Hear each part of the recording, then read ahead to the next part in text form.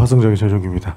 제가 질문할 거 많은데 이거 간단하게 말씀을 안 드릴 수가 없어가지고 방금 내용에 대해서 조금만 짚고 넘어가겠습니다. 저는 아무리 인사청문회라고 해도 이렇게까지 해야 되나라는 생각이 있습니다. 뭐 전 배우자와 아들 유학비 관련해서도 제가 한 말씀만 드리면, 사실 전 배우자한테 아들 잘 키워줘서 고맙다 해도 모자랄 판에 전화해가지고 잘 키워준 건 고마운데 애 유학비 어떻게 보내는지 좀 달라라고 이야기하는 게 후보자 입장에서는 굉장히 가슴 아픈 일일 수 있다고 보는 것이고, 지금 배우자도 이 TV를 통해서 청문회 장소를 보고 있었는데 계속 전 배우자한테 연락해가지고 아들 문제 가지고 와라라고 이야기하는 것이 우리 사회 통념상으로 저는 이해할 수 있는 것인가? 저는 이해 못하겠습니다. 후보께서는 어떻게 생각하는지 모르겠으나 그런 상황 속에 중대한 위반 사유가 있다라고 실질적으로 규명이 안 됐다라고 하면 이 시간까지 후보자한테 요청을 할 수 있다고 보나, 저는 굉장히 좀 정치가 이렇게까지 가야 되나라는 생각이 있어서 말씀 안 드릴 수가 없습니다. 후보자께서 혹시 소명하실 수 있겠습니까? 충분히 말씀드린 것 같습니다. 어려운 부분이 있죠. 예. 그리고 배우자가 생활비가 부족해가지고 지금 후보자한테는 말도 못하고 친정에 연락해가지고 생활비를 좀 받았답니다. 사실 한 사람의 가정으로서도 말하기 어려운 부분이 있었을 것이고 그 부분에 대해서 청문회 장소에서 밝히겠다고 했는데 왜 이제 와서 이야기했냐. 과거 언론 보도에서 당신 배우자가 친정에 생활비 받은 거 이야기할 수 있지 않았냐. 지금 얘기하니까 답 없는 거 아니냐라고 말씀해 주시는 부분에도 야당의 주장에도 청문 정국이기 때문에 10분 이해합니다. 그러나 중대한 위반 사항이 없고 생활비 내용에 대해서 나왔고 심지어 방금 전에는 증여세까지 납부했다. 문제가 있어 보일 수 있어서 그것까지 했다라고 이야기했는데도 그 몇십만 원, 몇백만 원 왔다 갔다 한 거 엄마하고 딸 간의 사이에 있었던 거래 내역까지 이름 지우고 금액 지우고 보내줄 수 있지 않냐라고 하는 것에 대해서는 저는 도저히 이해가 안 갑니다.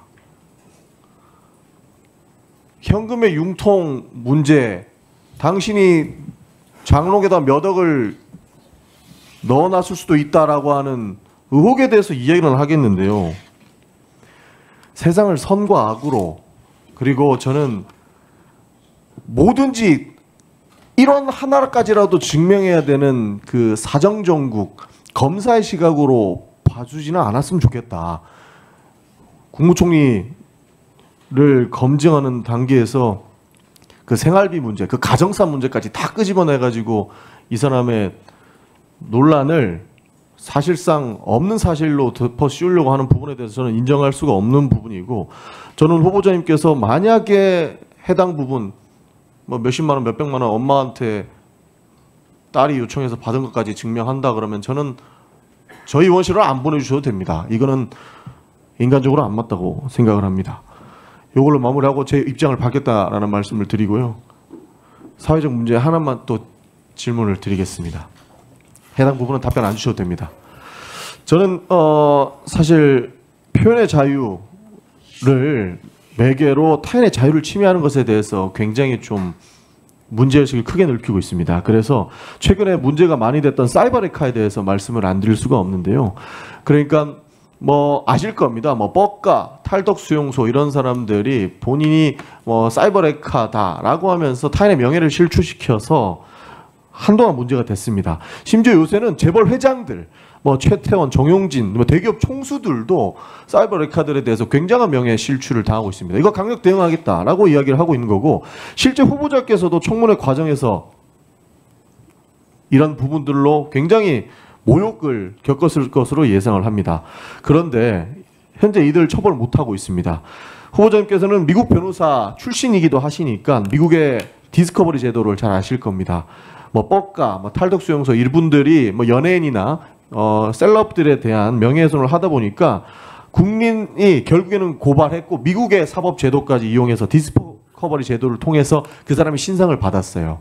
근데 유튜브를 예로 들면 법원에서는 결정을 못하는 겁니다. 외국 법인이기 때문에 우리는 결정할 수 없다라고 하는 문제가 있고, 그러니까 미국 법원에 소송을 해서 미국 법원에서 오케이를 받아야만 그 사람의 신상을 받을 수 있어서 실제로 고발하고 고소할 수 있는 상황이 열린 거죠. 그러니까 사실상 사이버레카들은 그 법망을 피해서 아무런 책임을 지고 있지 않습니다. 혹시 이 부분 잘 알고 계십니까? 네. 한국 플랫폼에서 막대한 수익을 올리면서 사실상 수사 협조 안 합니다. 그러니까 한국 플랫폼에 있다가 약간 법적인 문제가 생길 것 같으면 외국 플랫폼으로 숨어 들어가요. 단순히 유튜브뿐만 아니고 뭐 페이스북, 인스타그램도 비슷하다고 봅니다. 그런데 한국에는 대리인 제도가 똑바로 안 돼 있고 이에 대한 징벌적 조항이 없기 때문에 대리인을 똑바로 두고 있지 않는 문제가 있습니다. 그렇기 때문에 문제 제기하고 법원에서 판단이 나오면 따르겠다라고 그 해외 법인들은 이야기하지만 사실상 협조하지 않겠다. 저는 그게 돈벌이가 되기 때문이라고 주장을 합니다. 이런 부분 바로 잡아야 된다고 보는데 후보자님 어떻게 생각하십니까? 전적으로 공감합니다. 조금 더 자세한 설명은 마지막에 시간을 좀 아끼기 위해 네. 쓰셔야 되니까 막판에 말씀드리겠습니다. 사실 사이버레카에 대한 처벌 강화, 범죄 수익에 대한 몰수, 징벌적 손해배상 이런 것도 있어야 된다고 이야기를 하고, 구태여 미국의 디스커버리 제도까지 이용을 해서 우리가 그 타인의 자유를 훼손했던 사람들에 대해서 책임을 물어야 되나, 이렇게 돌아가야 되나라는 문제가 있습니다. 이 부분은 답변을 좀 부탁드리겠습니다. 사이버레카를 포함한 여러 가지 최근의 일종의 각종 미디어 환경이라든가 문명적인 상황에서 일어나는 문제들에 대해서 너무 공감합니다. 그리고 우리 전영기 의원님을 포함해서 우리 당내뿐만 아니라 국회에서 조금 이 문제를 관심 가는 의원님들이 많이 제기해 주셨으면 좋겠다는 생각을 갖고 있고요. 사실은 아까 미국 말씀하셨지만은 제가 미국서 법 공부를 하면서 제일 크게 하나 느꼈던 것이, 야, 미국에서는 어떻게 이렇게 명예훼손, 특히나 공인에 관련된 것을 이렇게 폭을 넓게 하지? 하는 게 참 이해가 안 갈 정도로 그 폭도 넓고 많이 참더라고요. 근데 한국에서는 도저히 용인할 수 없는 수준의 것들을 해서 우리의 상황에도 좀 맞지 않지 않는가라는 생각을 많이 하고 있고, 미국도 그것이 변하는 추세인 것 같은데, 공인이건 아니면 그러니까 정치적 공인이 아니더라도 또 일반에 있어서도 이렇게 사실과 다르거나 또는 여러 가지 어떤 문제가 되는 이런 것은 조금 환경적으로 바로 잡아야 한다라는 생각을 하고 있습니다. 그러니까 미국의 디스커버리 제도 이용하려면 또 수억대 들어가는 거예요. 돈 없으면 대응 못하는 겁니다. 그러다 보니 본인은 그 유튜브나 이런 온라인 환경에서 굉장한 명예훼손과 모욕을 느껴서 자살을 하는 분들도 계시거든요. 이 부분은 반드시 해결하고 가지 않으면 또 다른 피해 사회적 현상을 낳을 것이다. 저는 이렇게 생각해서 반드시 해결해 주셨으면 좋겠다. 이에 대해서 관심을 가져주시고 네, 국회에서 입법하시는 꼭 그렇게 하겠습니다. 입법 활동하는 것도 좀 도와주시면 감사하겠다는 네. 말씀드리겠습니다. 그리고 한 가지만 장애인 이동권에 대해서 말씀을 안 드릴 수가 없습니다. 제가 국토교통위원회에서 장애인 이동권 관련해서 몇 번 국정감사도 이야기를 했었는데, 장애인들, 그러니까 와상 장애인들이 비행기 탈 때도 6자리를 예약을 해야 되나 그렇습니다. 4자리인가 6자리인가 그래요. 왜냐하면 누워서 가야 되니까 사실상 의자 6개를 빼야 되는 문제 때문에 현실적인 문제가 있다고 합니다. 뭐 그 부분은 충분히 이해는 하지만 단순히 비행기를 타지 않더라도 지금 사실 전국 장애인 전장연 전국 장애인 차별철폐연대에서 어떻게 보면 불편을 가중시키는 방법이라도 통해서 자신의 이동권을 보장하는 역할들을 하고 계시지 않습니까?